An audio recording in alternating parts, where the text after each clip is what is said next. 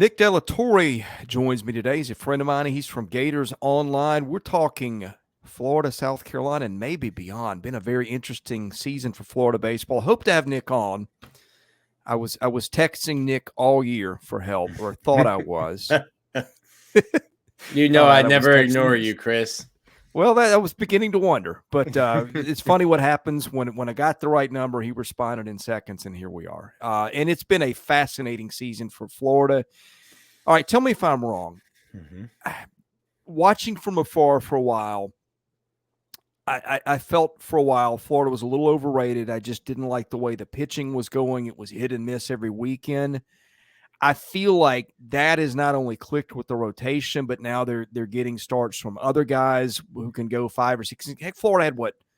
5 guys throw starts of 5 innings or more in the regional, and all were effective.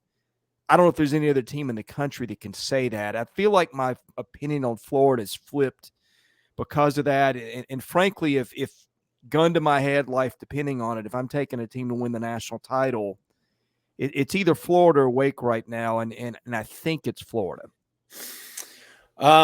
It's I was not uncommon, but fans were telling me I was an idiot and I was wrong. As specifically the Florida bullpen went through its roller coaster that would make Cedar Point blush and wonder if it was safe to have people on. I kept telling fans, I'm like, it's not for lack of talent.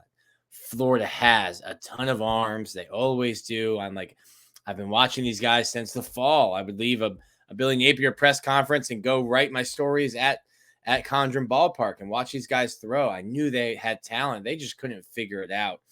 And I think it's funny enough is that I think the turning point started in Columbia when Florida was swept. And Brandon Neely yelled, "Let's go," at another dugout. And that's a no-no word now in college baseball. And Florida was kind of out of sorts without their closer in Columbia. And I think it just kind of penetrated the clubhouse. They've settled in. I mean, going into the season, I said with Brandon Sproat, Hurston Waldrip, and Jack Caglione, Florida's got to feel good in any 3-game series, any weekend series.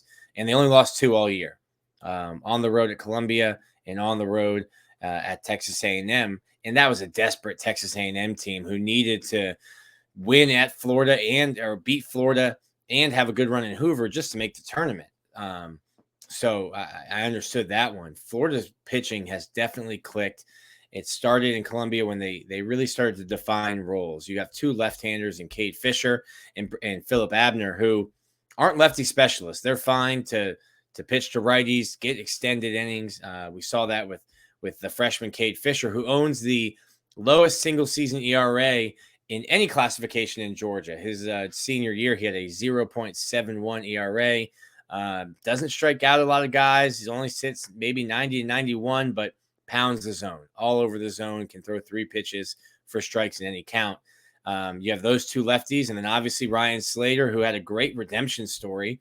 He watched Peyton Stovall round the bases in 2022 in a Game 7, which ended up being the game-winning home run for eventual national runner-up Oklahoma, and he comes out on Monday in another Game 7 and throws 5 scoreless. So Florida has a tight bullpen, and maybe not as many arms as you would like, but with frontline starters like Cags, Waldrip, and Sproat, you only need to find maybe 5-6 outs, Chris, to get to Brandon Neely in the 9th inning. Well, Caglione is one of the keys too. They pulled the let's start him in the opener, which when you're playing Florida A&M, you can maybe get away with that as opposed to playing Oral Roberts. But they didn't score a lot of runs. He had their backs. They win that one 3-0.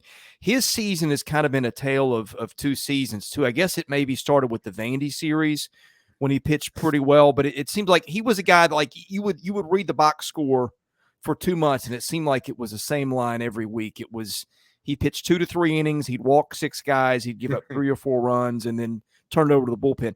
Now he seems like he's a guy that can give them stretched out starts and good ones. And like the fastball was always there. He's 98 or whatever he's sitting these days, but it was the walks. Is it just been as simple as him finding the zone?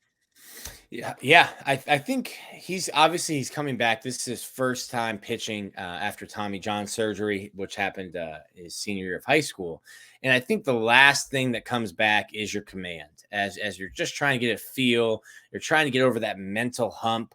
And I think the last thing that's come back for him is that command. He had 6 walks at South Carolina, hasn't had more than 4 in an outing, and those outings have all been longer, except for his one outing in Hoover. I think the decision to go with him on Friday against FAMU that was a good hitting lineup for a SWAC team. But I thought it was an opportunity to save Waldrop and Sproat. And Waldrop was sick as a dog with the flu all week leading up to his Sunday start. It was also an opportunity to get Cags some confidence, get him back on his mound. He's been significantly better. His ERA is 1.5 lower at home than it is on the road. So get him on his mound where he's comfortable against an opponent where you can probably get away with throwing that 95-mile-an-hour fastball, 98-mile-an-hour fastball more often than not. The biggest thing that I think is changing for him, he tore his UCL throwing his cutter, which is just a different variation of his fastball that he can kind of run in on right-handed batters.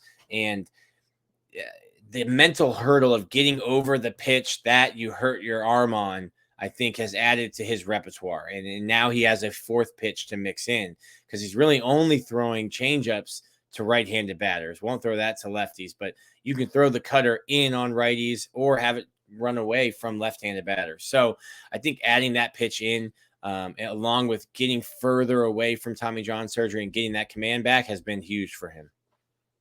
Well, the other guy that's had issues too was Waldrop, and it was the same thing. You'd see him walk at a bunch of guys. He'd be really effective one week and just kind of so or worse the next. The walk numbers have come down a lot. Of course, he's not pitching in the park that he was at Southern Miss, where you're 340 down the lines, 400, 405 to center, and maybe that makes a difference sometimes. Maybe it's just getting more comfortable with your surroundings. But whatever the case, what has been the difference with him is he's been more effective of late? Yeah, I got him to send me a picture of that splitter grip, and I don't know if Shaq's hands are big enough to get his hand around a baseball the way he holds this splitter. When the splitter has been missing, when he's not, it dives arm side and low. And when that pitch isn't getting called low, I think he gets in his head a little bit. It's definitely his go-to pitch. It's his out pitch. He mixes in a curveball, changeup, slider a little bit, but that splitter, that true splitter, is one of the nastiest pitches I've seen and covered. So I think it's more of a mental thing with him and just not being able to get over it and getting mad at an umpire and, hey, that's a strike. It's not getting called. Okay, well, if it's not getting called, you need to adjust where you're starting it to let it break into and be called a strike. So for him, he's a huge strikeout guy. I think he averages his K per 9s 13.5, 13.6. So big swing and miss stuff. Whereas you see some of the other guys pitching to contact in Florida, always has great defense. They've had some errors and little spells of errors and a bad defensive week, but overall a really good defensive team. I think with him, it's more mental of just, hey, I'm not getting this call. You got to flush that and adjust rather than I'm not getting this call. Let me just keep banging my head against the wall and throwing that pitch until he calls it a strike. Is his splitter grip one of those? Because that's a pitch that everybody threw in the 80s and the 90s, and now, I mean, I haven't heard of anybody throwing a splitter. There's a guy at Vandy that's got a split change, I think, but I don't know that anybody throws the splitter. Well, It's a Waldrop fastball throws, type pitch. yeah, Waldrop's splitter, he throws, I mean, it's got like a 450 to 500 RPM, but it comes in at you between 87 and 89. He also throws a circle changeup. He calls his splitter a split change, but I think we're getting into funny territory here in baseball, Chris. I'm watching, change in the upper 80s is. I'm watching MLB, and they're like 95 changeup with 24 inches of arm side run. I'm like, that's something else. It's not a changeup. I don't know what the pitch is called. I don't care how you're gripping it. 95 is not a changeup. I don't care if it acts like one. It's not the speed of a changeup. You got to call it something different. Call it the Super Whammo 3000, but it's not a changeup. So Waldrop has, really a 5-pitch mix.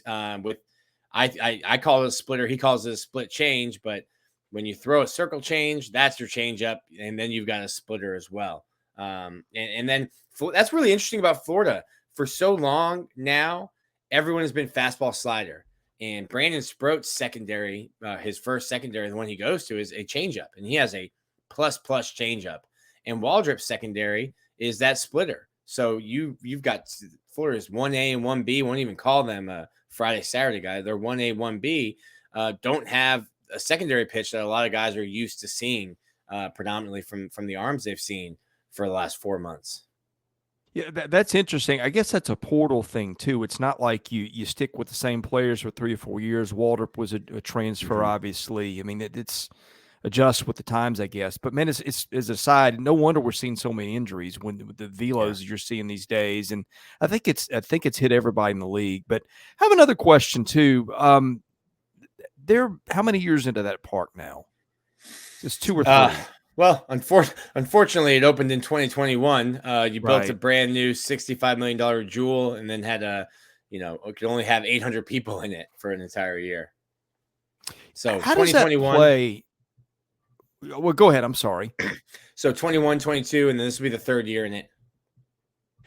Do you get a sense of whether that plays as a hitter's or a pitcher's park? I mean, I know the ball gets out of there, but I mean, when you've got White, Langford, and Caglione and those guys, of course the ball is. It's like I'm trying to figure out, and it's hard to find park factors for college ball anymore. What kind of park they're playing in? Yeah, so I used to call affectionately, of course, at McKeithen Stadium. There were 2 light poles, kind of in the power alleys, and I called it the graveyard. It's where home runs went to die. I remember Pete Alonso, who still pretty good at hitting baseballs far, hit the camera tower in a game, which was in dead center field. And I asked him about it after, and he said, it was his junior year. He says, I've been waiting 3 years to do that. The ball just didn't fly for whatever reason. They tear down McKeithen, build Condren, and the ball does fly there. I think, it's 380 in the alleys, 400 in center field, 330 down the lines. I think it doesn't play as big as that. Last week it did. Last week there was a 20-mile-an-hour wind coming directly in over the batter's eye, and I saw that and I thought, Florida's not built for this offensively. Somebody was doing some radio in South Carolina this week, and somebody said, how's Florida? Are they station to station? Do they bunt? Do they hit and run? I said, Florida's offense is hit and jog. They hit the ball really far and take their time around the bases. And when a 20-mile-an-hour wind was coming in, I thought this is not good for a team that relies on, getting a couple guys on base and having a 3-run hit. When I asked Kevin O'Sullivan about the weather on Thursday, he got a very big smile on his face and said it's blowing out, because he knows that's how his team is built. And, last week on the Yacker Tech, I think Jack Caglione hit a ball the other way that was estimated at 465 feet to left center and didn't even make it to the warning track. That's the kind of wind that we had last week. But typically the ball does fly well at Condren, certainly much better than it did at McKeithen. All right, weather's a good segue to where I want to go next, because I want to get into the Carolina series a little bit, which to me is fascinating. That's what I was afraid of. What's it looking like in Gainesville? It looks like Rainsville today on Friday, which is not a great sign.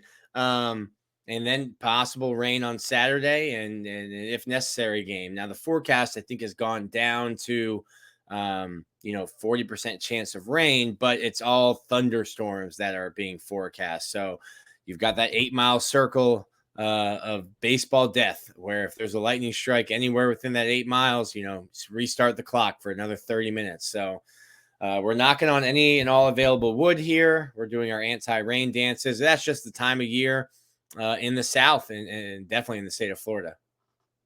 All right, let's get into the Gamecocks. I think, to me, this is the best super regional out there this weekend. And boy, there's some good ones. But this is the one I've circled more than any. You've got the intrigue of Carolina swept them in Columbia, but different ballpark, different time. Now Carolina's getting healthier, just was scoring runs at a record pace in that regional. Florida can bash with anybody, as you know.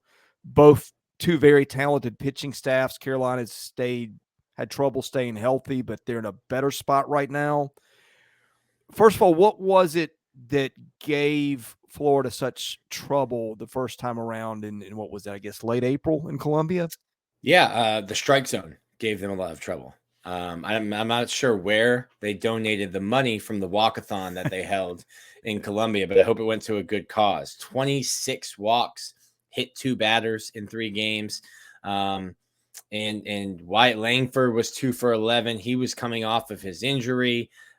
Florida hit under 200 with runners in scoring position, hit 212 with runners on base.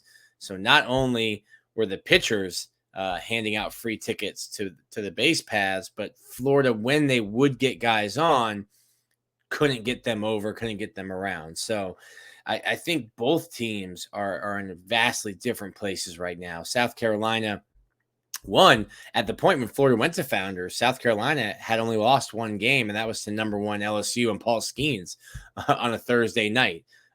They play way better at Founders than they did on the road, just 10-10 on the road this year in SEC play. And I understand some of that was at the end of the year when they were hurt. But I think there's a more question. I think I have more questions about South Carolina, specifically if you go to that if necessary game. How will South Carolina use Will Sanders? Will Sanders has feasted on Florida, has dominated Florida. They won't start him on Friday. They won't start him on Saturday. But do you use him in a tight spot and waste him for a potential start in an if necessary game? I think that's a huge question. Jack Mahoney is a guy who's pitched out of the bullpen and started. He'll start Saturday against Waldrop. And then obviously everyone on my message board, the guy that they hope Florida's tampering with, allegedly, Ethan Petrie from right here in the state of Florida. How does he do against, Waldrop and Sproat? And he had a great weekend against the Gators in Columbia. And if the wind's blowing out, it's not only blowing out for the Gators. And like you said, this is a South Carolina Gamecock lineup that can mash. And we might get an old Will Muschamp kind of South Carolina, Florida football score at Condren this week if the wind's blowing out as is expected to. Well, my understanding, and we had Colin Taylor on yesterday, is that Carolina, I think, is going to hold Sanders for that potential game 3. Mm-hmm. Now, look, you know how this goes. You get in a do or die spot, and you don't want to leave bullets for a game that never happens. But that would be a very interesting dynamic if it got to that point. Yeah, we were in that kind of situation here in Gainesville where I knew Kevin O'Sullivan was going to throw Hurston Waldrop against the UConn at the noon game on Sunday. And people were like, no, we won't have anyone to pitch against Texas Tech. What are you talking about? I'm like, well, if you throw somebody against UConn and they don't do well, if you're Kevin O'Sullivan, how do you look at yourself in the mirror and say, well, maybe if I would have just thrown Hurston against UConn, we would have had a chance to play in game 6. So you get into those situations, and I understand I wrote it, you have to dance with the one that brought you. And Brandon Sproat and Hurston Waldrop brought them. Hart and Mahoney brought these guys. So it's tough. But when I look at Will Sanders' career against Florida, it's very tempting to say, well, shoot, it's the 6th inning and we've got a 5-3 lead. I'd like to throw Will in there. And if he runs him, 50 pitches to finish the game, but we get game 1, I feel good about going into game 2 with a 1-0 lead. But does that burn him for a potential Sunday? So the big questions. That's why SEC baseball coaches are getting paid big bucks now. Well, and that's why these are so fun to cover, because the storylines just in regionals especially just never end in terms of how you use your pitching. But you made an interesting comment on the series in Columbia and the strike zone. That has been a hot topic all year. Mm-hmm. And I'm sure part of the issue is that umpires in the league are getting judged on what the electronic strike zone is. I don't know that that's always the case outside the league. In fact, it may not be. Which brings me to a question you probably don't know, but do you know who the umpiring crew will be in Gainesville this weekend by chance? I don't at the moment. When I get my stat broadcast fired up and they've loaded it in, then I know. We fingers crossed it's not Jeff Head. We've had some run-ins with him and his crew this year. But I think, and I've talked to Kevin O'Sullivan about this, this is the worst walks per 9 of any of his 16 teams by more, almost it's dipped under, but it used to be more than 2 walks per 9 more than any of his other teams. And he said, yes, we've had some issues, but the strike zone that they have, called K zone, because I think that's probably what fans are most familiar with. The umpires have been instructed to give a ball on the outside edge of all of that. So basically, if you're watching K zone on Sunday Night Baseball, if the ball is grazing that, hey, call it a strike. And I think umpires, knowing that they're being graded, are shrinking the zone a little bit because they'd rather miss a strike and call a borderline strike a ball than call something that's now a foot off the plate a strike, because they're thinking, a bigger strike zone. So I think a lot of coaches I've talked to around the league think the strike zone has shrunk a little bit because umpires are being graded, because walks are up, I think, not just at Florida.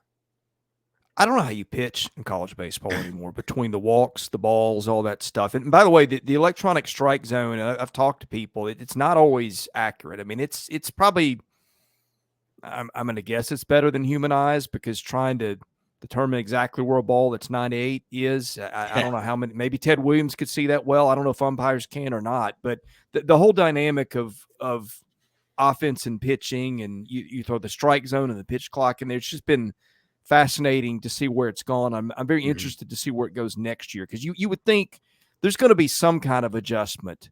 The offense has just gotten too out of whack to the point where I don't know how you pitch. Yeah, I mean, the bats are still, those dead BB core bats. I wonder what happened with the balls, because I'm looking at Florida, and Florida's 6 home runs away from breaking a single season record in home runs. And obviously, you've got, a guy like Jack Caglione, who looks like he could be starting at middle linebacker for Florida, and Wyatt Langford. I got the chance to see Wyatt Langford like in an actual T-shirt, and I asked him, I'm like, "Are you wearing like double XL jerseys? Because you don't look big." And then I saw him like a regular T-shirt. I'm like, "You're gigantic. You've got bigger guys. Pitchers are throwing harder. Velocity meets bat speed and balls fly." But I think across the country, home run numbers were up. And I wonder if the balls were a little changed, or if they changed something, because everywhere balls are flying. Yeah, I'm looking at Florida's stat sheet. They have got, 6 guys in double-figure homers, including Luke Heyman, who's sort of a part-timer, 43 starts. Ryapel with 15. Curlin with 16. Caglione with 31. Rivera 16. Langford, who missed a little bit of time, at 18. And these guys are dudes. I mean, Ryapel looks like he's you talk about linebacker. He looks like he played nose guard with a couple more inches. Yeah, and Tyler Shelnut there, I think he's only at 6. He actually hit the first home run of the year for Florida, and he's a guy from Santa Fe College here in Gainesville that I think if he were to have been an everyday player would probably be in double digits as well. Yeah, I mean, it's a powerful lineup. I'm going to throw you a curveball here. I can't hit the curve. Life on the line. Well, okay, I'll throw you a fastball down the middle, maybe. We'll see. Life on the line, LSU's lineup or Florida's lineup? Florida's. The length of Florida's lineup, they weren't hitting. They didn't hit well at Kentucky. They didn't hit well in Hoover until the game they lost to Vanderbilt.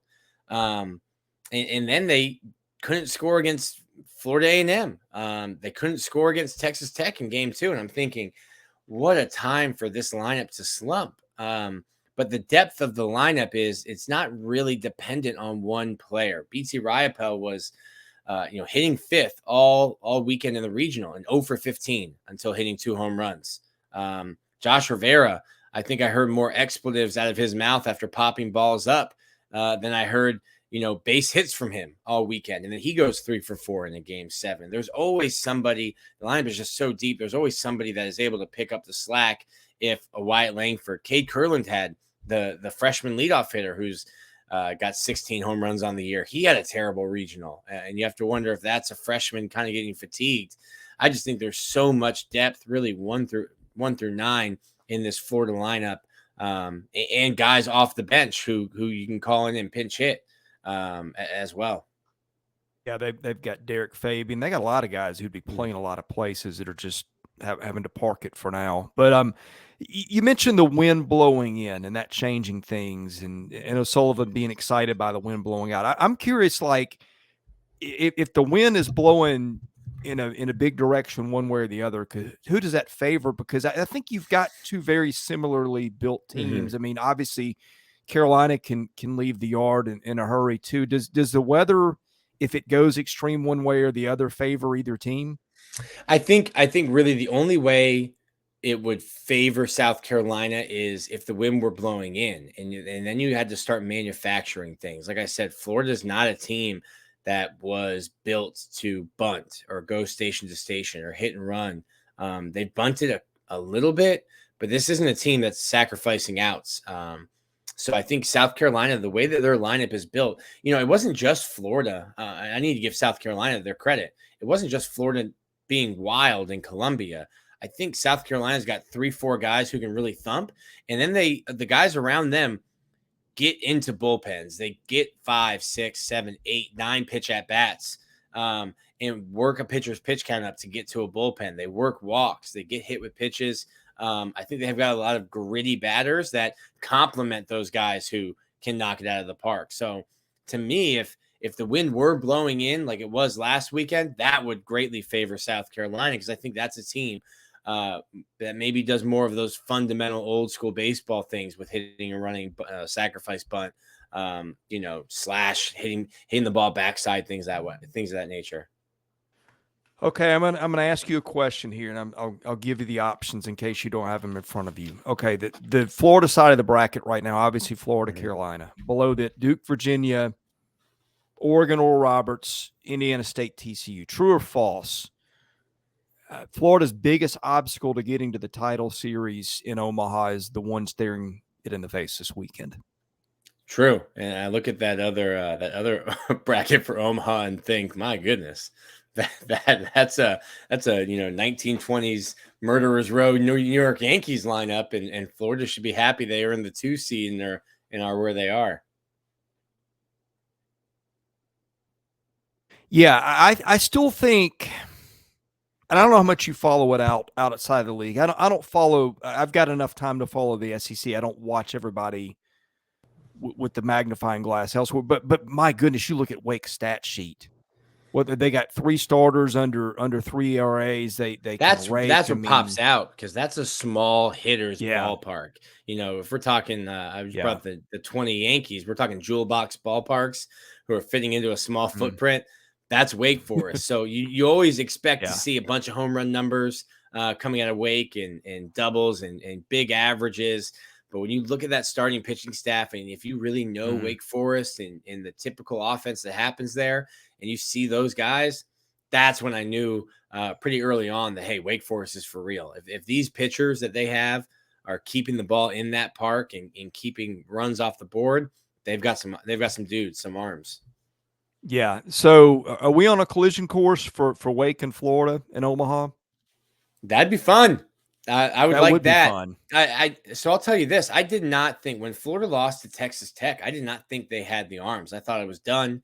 Thought my fiance was going to be happy that I wouldn't be in Omaha the week of our wedding, um, and I just didn't know that Florida had the pitching depth. Not a lot of teams do have the pitching depth to come out after losing game 2.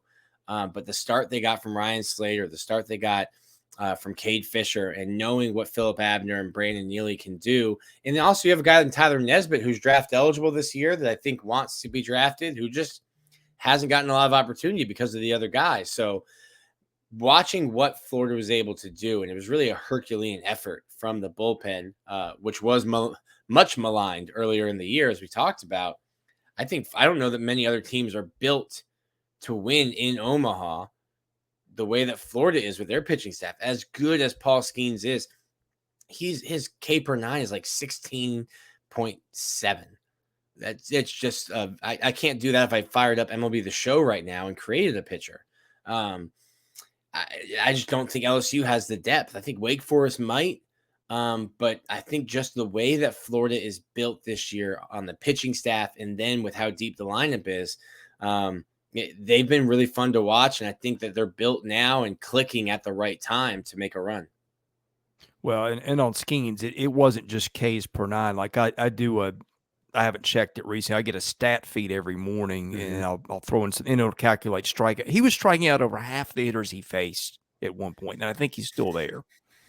It's Because I mean, if you want to be technical, you can manipulate Ks sure. per nine. You can walk a lot of guys, but I mean, he was not walking guys and striking out the world too. But Yeah, yeah, I think that's it going to was be fascinating. I've only seen him once live. I got to see him in Hoover, and I think it was a farce. He's way too big to fit into fighter jets, Chris. I think that's what happened. He was at Air Force, and they were like, "Yep, you're going to Yeah. fly commercial 777s." He's like, "No, I wanted to be a Blue Angel." They were like, "Son, you are way too big. You are 6'6", 240 pounds. We can't fit you in that cockpit." And he said, "You know what? Maybe this baseball thing is for me." But he was really impressive in person. I think he was up to 102 on the gun in Hoover. It's And he's got other unfair. pitches too. Yeah, Yeah. plenty of other stuff. Him or Cruz, if you're going first pick, or I guess Max Clark out of Indiana, if you want to go high school. Well, I don't know how many Gator fans are listening to this. I have to say Wyatt Langford, then, don't I? For my own fan base. I actually think I like Wyatt more than Cruz. Wyatt, to me, you could drop Wyatt Langford into a lineup in the 70s, and I think he's that kind of like physical player. I think if his hands weren't ripped up from blisters, he wouldn't even wear batting gloves. He doesn't wear any of the Evo shield. There's no arm sleeve. I saw him in eye black the other day, and I thought, what is this? Wyatt Langford's going Hollywood on me here. But I think what he's done to himself, a guy who played shortstop and third base at a high level in high school, then came to Florida and was a catcher, just a bullpen catcher his freshman year. He went up to the Northwoods League and completely transformed his body. He was this little pudgy guy, soft around the edges, and now just you shake his hand and you feel the power in his grip and what he's done to turn himself into a guy who's now playing center field for Florida and playing a decent above average center field. I think is really impressive. He's walked 50 times this year. The patience of how teams are pitching around him, and Cruz is probably getting the same thing. The patience of how teams are pitching around him is super impressive. You can't discount an arm like Skeens, though. I might go Skeens. You know what? I'd like to be picking 3. Just give me whoever's left. I'd rather pick 3 than 1. Yeah, and I'll take whatever. I'll let you guys take the 2 that you want. I'm fine with whatever's left. All right, you can build an SEC. You can build a major league team in the draft this year. Your whole draft, and you either have to go either all SEC or no SEC. You pick SEC. what's left of the other colleges. I'm taking the SEC. Isn't that crazy?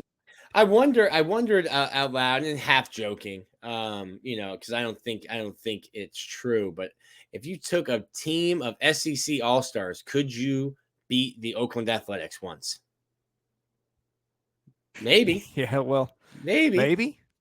I think the SEC, if you took a bunch of SEC guys right now, you'd probably have a very competitive AA team, a competitive AAA team, and the A's are essentially a AAA team. Well, you could certainly play in a better park in the SEC. Yeah, that's true. That's true. Have you ever been to that place? I've never been to the Coliseum. I did see some pictures, though, of just seats that look like they haven't been touched since they were first put in. Well, it was bad 25 years ago when I was there. I'll just leave it at that. So, and I get the feeling it hasn't gotten a lot of TLC ever since. But yeah, that'd be interesting. You could well, of course they beat my Braves last week, 2 out of 3. So what do you say? That's baseball. But love that as a Marlins fan. Oh, there are Marlins fans. I didn't know this. Yeah, we're small and proud. I've got respect for that, though. I mean, that's the Marlins have always been able to assemble talent. They've always had good farm systems. They just don't. Well, we are the MLB's farm system. Right. We will find them, develop them, give them a cup of coffee in the major leagues, and then as soon as they ask for more than the minimum, ship them off. I still haven't gotten over the A's.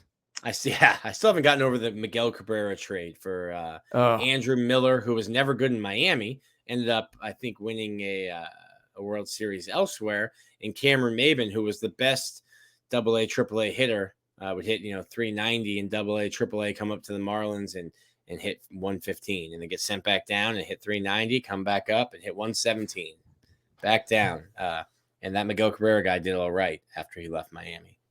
He did do okay. Well, Nick, I've kept you a long time. If Gators advance, we'll have you on next week. But thank you so much for joining us today, and tell people where they can find your coverage, please. Yeah, it's Gators Online, and one of the only guys, as Chris knows, covering Florida baseball for a decade now. And I'm looking forward to this weekend series. I think, like you said, Chris, it's one of the more competitive super regionals that we have, and a lot of storylines with South Carolina. So all of my stuff that I'm writing is over at Gators Online, and you can follow me on Twitter at Delatorre. Yeah, he's the best in the business when it comes to covering Gator baseball. He's a friend. He's Nick Delatorre. We appreciate him joining us today. If you liked our video, hit the like button, hit the subscribe button, enable your notifications that you know when you're getting SEC baseball content. In any case, we hope to have Nick back next week if Florida is to prevail and move on, which I think the Gators have a pretty decent shot, although, again, a tough series. Anxious to see how this one goes. Anyway, thank you for watching us at Southeastern 14. We'll see you again soon with more baseball, basketball, and football content.